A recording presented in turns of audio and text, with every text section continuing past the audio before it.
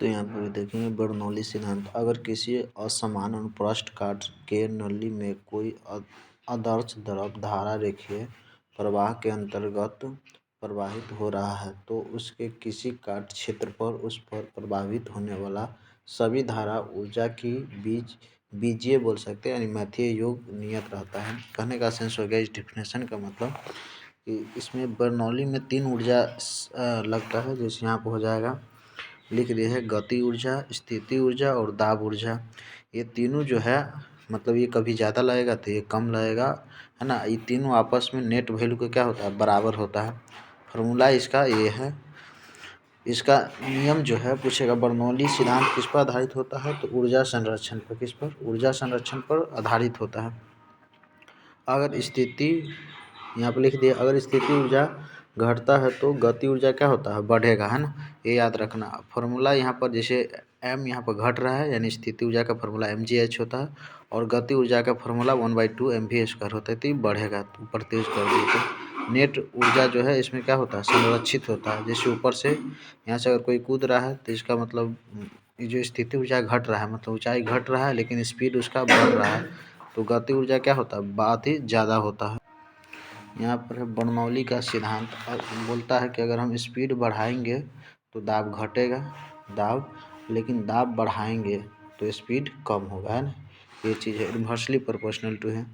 जैसे स्प्रे हो गया तो यहाँ पर लिक्विड भरा रहता है तो यहाँ से मारते हैं तो इसको क्या करता है, चारों ओर फैला देता है, तो यहाँ पर ये अपने ऑटोमेटिक यहाँ के लिक्विड ऊपर आके इधर आने लगता है। जैसे कि घर का झोपड़ी जो है उड़ जाना, क्यों, तो ऊपर से जब स्पीड तेज़ी से चलता है तो यहाँ पर स्पीड जब तेज़ी से चलता है तो ये जो यहाँ पर क्या होता है, दाब कम हो जाता है तो ये ऊपर आ जाता है।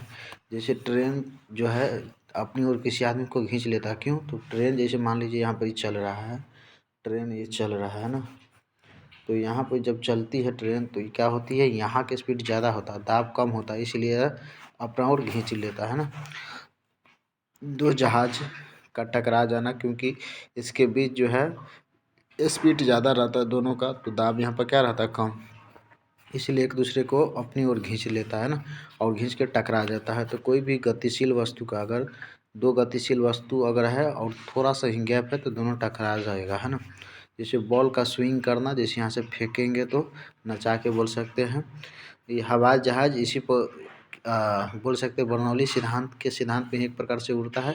जैसे यहाँ से कोई अति इधर से वायु अति दाब जा रहा है और इधर से यानी वायु का गति दोनों यहाँ पर सेम पहुँचता है, तो ये ऊपर ही रहता है मतलब उड़ता है, तो ये भी हो जाएगा आपका बर्नौली सिद्धांत के आधार पर। यहाँ पर है झील के पानी का स्पीड क्या होता है, कम होता है, क्यों, क्योंकि झील में पानी अधिक होता है इसलिए, और दाब अधिक लगता है, पानी अधिक है तो दाब अधिक लगेगा इसलिए स्पीड कम होता है। और तालाब का स्पीड क्या होता है, ज़्यादा होता है, क्योंकि उसमें पानी कम होता है बोल सकते हैं। अब पानी कम होने के कारण क्या होगा, पानी अगर कम होगा तो मतलब उसमें जो है दाब कम लगेगा, है ना। तो थैंक्स फॉर वॉचिंग वीडियो।